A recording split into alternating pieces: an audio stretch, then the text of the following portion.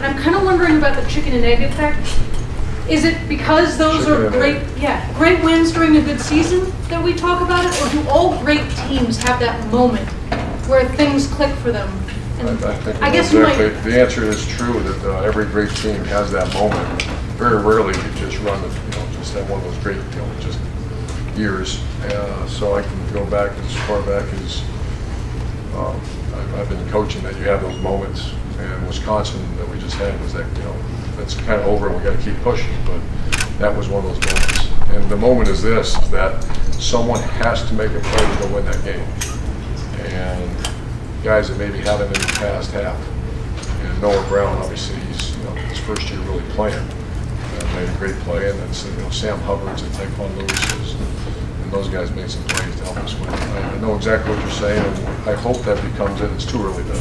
We've got so much football left. Unrelated note, but I mean, the last two games Joey Julius has played in, that player's been ejected for. Joey Julius. Yeah, their kicker.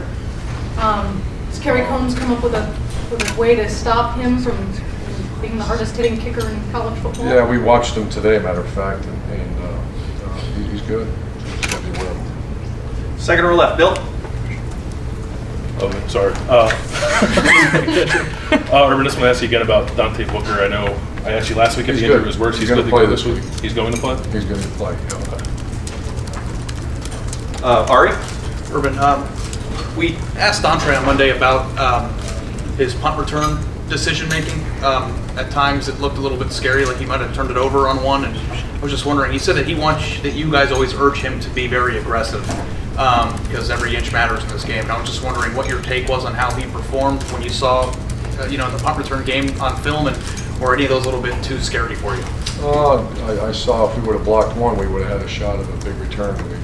I like aggressive guys, and everything about our program is somewhat aggressive. I think there's a difference between non-intelligent and over-aggressive, and we have to watch that. But I always like to slow people down as opposed to encourage them. So we have a kind of the culture mentality around here. We're going to go after and be very aggressive. So after, I'm so tied up into this one, I can't remember. I think he did okay, and if he didn't, we corrected him. You're talking about punt return against Wisconsin? Right, yeah, there was one where he muffed late in the game, it seemed, and he said he never thought he was going to lose it, but in the third quarter it might have changed the game dramatically. Then we won. Take it over right, Ben. Urban, we've talked about Saquon Barkley a couple of times this week, and is the fear with a guy who's a potential first-round pick that you can do everything right and he can still just take over a game? I talked to Coach Fickle right before we're going out. I said, just give me some thoughts that your biggest concerns, and he said the tailbacks, you can have everything locked down, and he creates plays. And that's a little bit like our JT Barrett, Noah Brown, when you're covered and he makes his plays. And great players have. That's what makes them great, is even when it's not there. Because a lot of guys can do when it's wide open, go run the ball, but he's dynamic. Front row right, Austin. Urban, you talked about Noah Brown making that clutch, meaningful play. What makes a receiver good in those tight spaces? Obviously, you had the one in Oklahoma as well. As a receiver, can you practice that, or you just have to be born with that?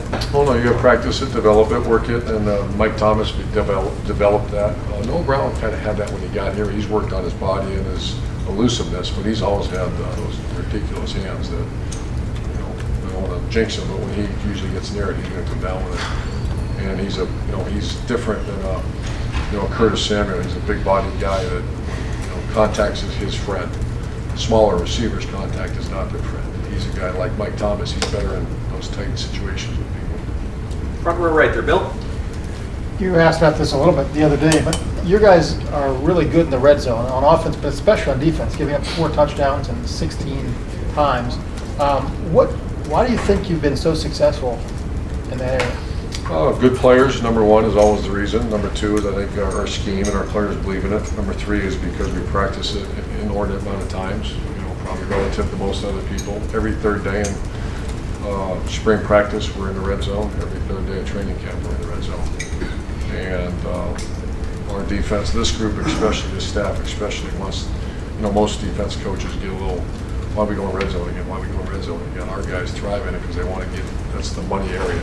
So every other situation is kind of, correlates with how many times that happens in the game. For example, you don't practice 3rd and 10 more than what you're actually going to see in the game. Red zone, in our mind, is completely different. You're only going to see it 4 times a game. We practice it multitudes more than that.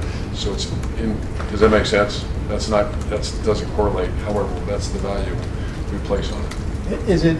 Does your scheme change? Does the mentality change? Is anything different about the way you play defense? Oh, I think so. Yeah, I mean, I think so. I think you get what you emphasize, and it's obviously emphasized around here. And it's one of the plans to win, score in the red zone. It's not field goals. We don't get paid to kick field goals. And our defense, if it's red zone opportunity for them, stop them and force a field goal. Far left, Mitch. Can you talk in more detail about Barkley and what you see he's doing so well this year? We saw last year too. He kind of had it coming out. We didn't really know who he was that well because he didn't have a lot of success. But after our game, and you see him this year, he's picked up where he left off. He's one of the top backs in America. He loosened this. Far right, Jared. Urban, you mentioned Dante coming back this week. About Jerome, the season he's put together, the guy who wasn't starting to be leading tackler at Wisconsin. How far has he come in those weeks of development, and how do you see him continuing to play with Dante still there? I didn't say Dante's going to start. He's not quite at 100% yet, but it's only Wednesday. But he's cleared to play. You have to talk to Coach Fickle more about that. I don't micromanage how he manages his personnel. We need them all. This is a long season, and we have a rotation at defensive end now with Jalen Holmes, Hubbard, and Bosa, and there's one other one, Taekwon. So that's kind of, Dante, when he comes back, will be a starting linebacker at Ohio State. Now, does that mean he'll be in the first team? I don't know, but he'll play when he's 100%. In terms of what Jerome has done? I think it's great. I think he is a guy that we saw that talent last year. That's why we decided to play him. Even, I want to say he missed the first 5 games because you start thinking about red. I hate that word around here, red shirt, and then play him. He's too good of a player, and we saw the talent, and he's really doing a nice job. Front row right, Tim. Yeah, Urban, a couple things. Number one, you talked about Noah Brown a while ago. Do you see other young receivers making steps that you've been wanting to see in the last several weeks? I mean, James Clark had a pretty big catch last week. Obviously, I do. We're not near satisfied. We're not where we need to be at that position yet. And Corey Smith's injury has kind of set us back a little bit too. We count on him, but he's got that. I think we're going to get some playing time as we move forward. He had surgery on his wrist. He's going to get his hands, use of his fingers back. So, no, I think that's an area we still need to improve. That's what I was going to say, because you talked about this earlier in the week about guys fighting off man coverage, creating space. I mean, is that just young receivers learning?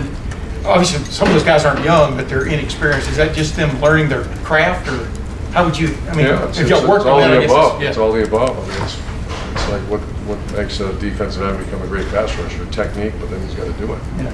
And we're not panicking. We're not where we need to be. At times we play very well. Like you said, James Clark had an incredible play to get us going. Noah's been pretty consistent throughout the whole year. Paris is a big play waiting to happen. So we're developing a little bit. We're having a little bit of growing pains in that position, but we're going to be good. One of the quickie, defensively, then the more you've studied them, I'm talking about Penn State. Does anything jump out at you about? I mean, have you seen some improvement in recent games? And what their last 2 games, they're playing. There's a lot of energy right now in that program. And wins do that for you. In their last 2 games, they played their best game, obviously, against Maryland, all the way around. Any final questions, Clay? If or when the Tribe gets in the World Series, what would that mean to you? Well, that'd be great. Someone said they're up in the 9th inning. Any updates? It's bottom of the 9th right now. What? Yeah. What? Bottom of the 9th right now. I know, but what's? 3-0. 3-0. I know. Nobody out. Any Nobody else? out. It hasn't started. Middle of the night. Huge Tribe fan. We had, I'm sure you saw, we had the Cleveland Cavaliers show up, and I told people there's 2 types of people in this world: those from Cleveland and those who wish they were. The team got a good, just like you guys. Coach, thank you very much. Thank you guys. Thanks, Urban.